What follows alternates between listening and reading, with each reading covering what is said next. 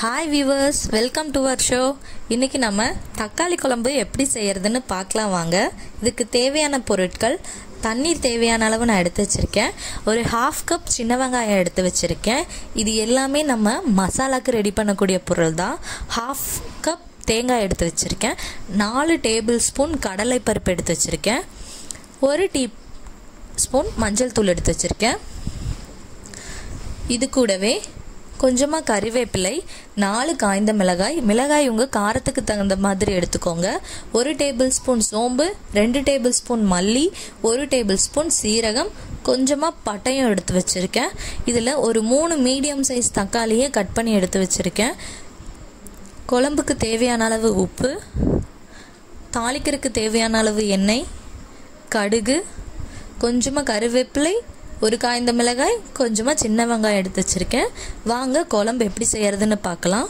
ஒரு பாத்திரம் சூடானதுக்கப்புறமா அதில் ஒரு 4 டேபிள் ஸ்பூன் நான் ஆயில் ஆட் பண்ணிக்கிறேன். இது இப்போ அரைக்கக்கூடிய மசாலா, நம்மளே ரெடி பண்ணக்கூடிய மசாலா. எந்த விதமான ஆர்டிஃபிஷியல் பவுடர்ஸும் நம்ம இதில் ஆட் பண்ண போகிறதில்ல. நம்ம வீட்டில் இருக்கக்கூடிய பொருட்களை வச்சு அரைச்சி செய்யக்கூடிய குழம்பு. இதில் எண்ணெய் காஞ்சதுக்கு அப்புறமா நான் ஒரு 4 வரமிளகாய் எடுத்து தனியாக எடுத்து வச்சுருக்கேன் வறுத்து. அதுக்கப்புறம் அதே எண்ணெயில் கடலைப்பருப்பு, சின்ன வெங்காயம், சீரகம், மல்லி இது எல்லாத்தையும் போட்டு நான் நல்லா மிக்ஸ் பண்ணிக்கிறேன். இது கூடயே நம்ம எடுத்து வச்சுருக்க கொஞ்சம் கருவேப்பிலையும் நான் ஆட் பண்ணிக்கிறேன். நான் மிளகாய் ஏன் தனியாக எடுத்து வச்சேன்னா அது தீஞ்சு போயிடும், அதனால தான் தனியாக எடுத்து வச்சுருக்கேன். இது கூடயே நம்ம துருவி வச்சுருக்க தேங்காவையும் ஆட் பண்ணிக்கலாம். நீங்கள் வேணும்னா ஒவ்வொரு பொருளையும் கூட தனித்தனியாக வறுத்து எடுத்துக்கலாம். நல்லா மிக்ஸ் பண்ணி விட்டுக்கலாம். இப்போ இதில் நான் ஃபஸ்ட்டே பொரிச்சு எடுத்து வச்சுருக்கேன் அந்த 4 வரமிளகாயை போட்டுக்கிறேன். சோம்பும் பட்டையும் ஆட் பண்ணிடுறேன். இப்போது மிளகாய் உங்கள் காரத்துக்கு தகுந்த மாதிரி செஞ்சுக்கோங்க. நான் 4 பேர்த்துக்கு தேவையான அளவுக்கு செய்கிறேன். 1 டீஸ்பூன் மஞ்சள் தூளையும் இதில் ஆட் பண்ணிட்டோம். நல்லா மிக்ஸ் பண்ணிக்கோங்க. மஞ்சத்தூள் நிறைய போட்டோனாலும் குழம்பு மஞ்சள் கலரில் ஆயிரும். ஸோ அதே கவனமாக பார்த்துக்கோங்க. அது அப்படியே ஆறட்டும்.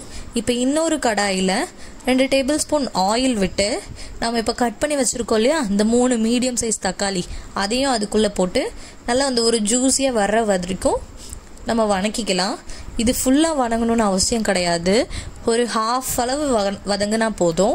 பாருங்கள் எப்படி வந்துருச்சுன்னு. இதுதான் நம்ம குழம்புக்கு கலரை கொடுக்கக்கூடியது. இப்போ இது ரெண்டும் தனியாக ஆறட்டும். நான் ஒரு ஜாரில் ஃபஸ்ட்டு வதக்கி வச்சுருந்த மசாலாவை ஆட் பண்ணி தேவையான அளவு தண்ணீர் விட்டு நான் அரைச்சி எடுத்துக்கிறேன்.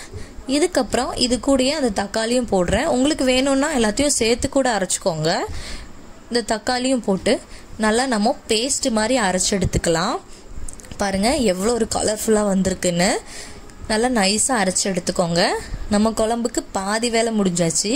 இப்போ தாளிக்க போகிறோம். வடக்கல்ல ஒரு 2 டேபிள் ஸ்பூன் ஆயில் விட்டு தாளிக்கிறதுக்கு தேவையான அளவு கடுகு போட்டு அந்த 1 காய்ந்த மிளகாய், கொஞ்சமாக கறிவேப்பிலை, அப்புறம் எடுத்து வச்சுருக்கு கொஞ்சமாக சின்ன வெங்காயத்தையும் போட்டு தாளித்து விட போகிறோம். வெங்காயத்தை ஆட் பண்ணியாச்சு. இப்போ நம்ம அரைச்சி வச்சுருக்க பேஸ்ட்டையும் அதில் ஆட் பண்ணிக்கலாம். அவ்வளோதாங்க.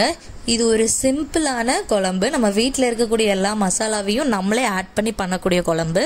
இதில் நான் குழம்புக்கு தேவையான அளவு உப்பு போட்டிருக்கேன். உங்களுக்கு தூள் உப்பு வேணும்னாலும் நீங்கள் ஆட் பண்ணிக்கோங்க.